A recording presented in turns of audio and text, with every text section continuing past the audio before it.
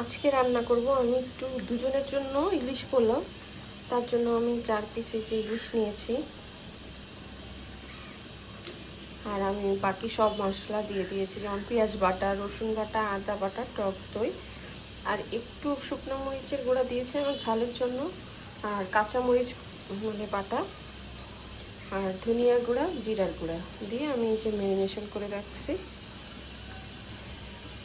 আর এদিকে আমি পেঁয়াজটা একটু লাল লাল হয়ে গেলে আমি ওই বাকি বেরেস্তাটার মধ্যে আমি জাস্ট ম্যারিনেশনটা ঢেলে দিয়েছি। ইলিশ পোলাওর মাছটা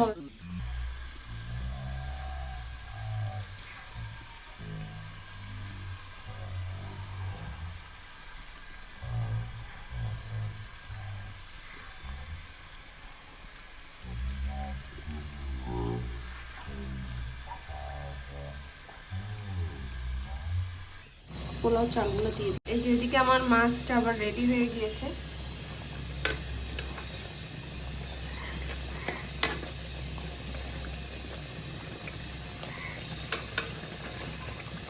এই যে মাছটা আমি উঠিয়ে নিয়েছি,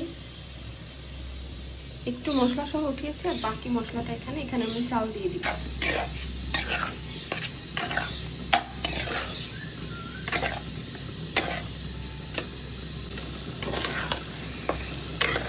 এখানে আমি পানি দিয়ে দিই।